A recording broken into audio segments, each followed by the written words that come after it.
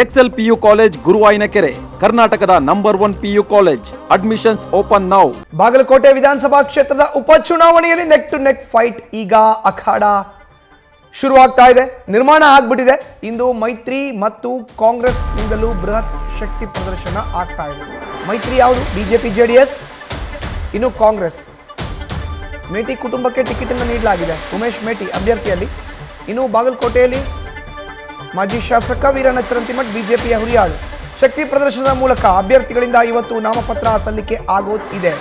ನಾಮಪತ್ರ ಸಲ್ಲಿಕೆಗಾಗಿ ಬಾಗಲಕೋಟೆಗೆ ಲೀಡರ್ಸ್ ದೌಡಾಯಿಸಿದ್ದಾರೆ.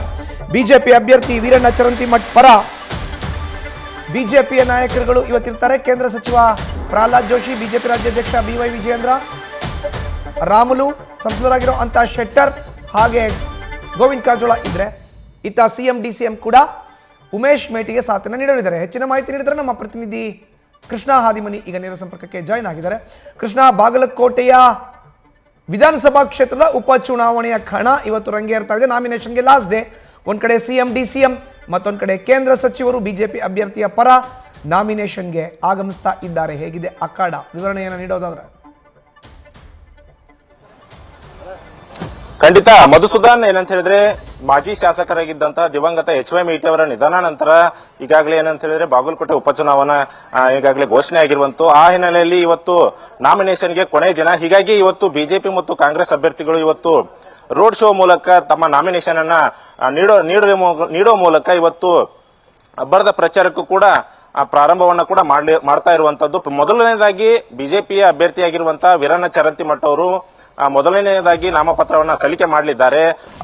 ಮೊದಲನೇದಾಗಿ ಶಿವಾಲಯ ದೇವಸ್ಥಾನ ಆಗಿರಬಹುದು, ಅದಾದ ಬಳಿಕ ಮುಚ್ಕಂಡಿಯ ವೀರಭದ್ರೇಶ್ವರ ದೇವಸ್ಥಾನಕ್ಕೆ ಹೋಗಿ ದೇವಸ್ಥಾನದಲ್ಲಿ ಪೂಜೆ ಸಲ್ಲಿಸಿದ ಬಳಿಕ ನಾಮಿನೇಷನ್ ಅನ್ನ ಮಾಡಲಿದ್ದಾರೆ. ನಾಮಿನೇಷನ್ ಮಾಡಿದ ಬಳಿಕ ಬೃಹತ್ ಆದಂತಹ ರೋಡ್ ಶೋ ಬಿಜೆಪಿಯಿಂದ ನಡೆಯಲಿದೆ. ಬಿಜೆಪಿಯ ರೋಡ್ ಶೋ ಬಾಗಲಕೋಟೆಯ ಕಣಿವೆ ವೀರಭದ್ರೇಶ್ವರ ದೇವಸ್ಥಾನದಿಂದ ಬಸವೇಶ್ವರ ಸರ್ಕಲ್ ವರೆಗೂ ಕೂಡ ಈ ರೋಡ್ ಶೋ ನಡೆಯಲಿದೆ. ರೋಡ್ ಶೋದಲ್ಲಿ ಪ್ರಮುಖವಾಗಿ ಬಿಜೆಪಿಯ ರಾಜ್ಯಾಧ್ಯಕ್ಷರಾದಂತಹ BY ವಿಜಯೇಂದ್ರ ಅವರು ಇರಬಹುದು, ಮತ್ತೆ ಕೇಂದ್ರದ ಸಚಿವರಾಗಿರುವಂತಹ ಪ್ರಹ್ಲಾದ್ ಜೋಶಿ ಸೇರಿದಂತೆ ಗೋವಿಂದ ಕಾರಜೋಳ ಮತ್ತೆ ಸಂಸದರಾಗಿರುವಂತಹ ಜಗದೀಶ್ ಶೆಟ್ಟರ್ ಅವರು ಕೂಡ ಈ ರ್ಯಾಲಿಯಲ್ಲಿ ಭಾಗಿಯಾಗುವ ಮೂಲಕ ತಮ್ಮ ಬಿಜೆಪಿ ಅಭ್ಯರ್ಥಿಯ ಮತ ಪ್ರಚಾರಕ್ಕೆ ಚಾಲನೆಯನ್ನ ಕೊಡಲಿದ್ದಾರೆ. ಇದಾದ ಬಳಿಕ ಅಂದ್ರೆ ಮಧ್ಯಾಹ್ನ 2 ಗಂಟೆ ಸುಮಾರಿಗೆ ಕಾಂಗ್ರೆಸ್ನ ಅಭ್ಯರ್ಥಿ ದಿವಂಗತ HY ಮೇಟಿ ಅವರ ಎರಡನೇ ಪುತ್ರರಾದಂತಹ ಉಮೇಶ್ ಮೇಟಿ ಅವರು ತಮ್ಮ ಉಮೇದುವಾರಿಕೆಯನ್ನ ಸಲ್ಲಿಕೆ ಮಾಡಲಿದ್ದಾರೆ.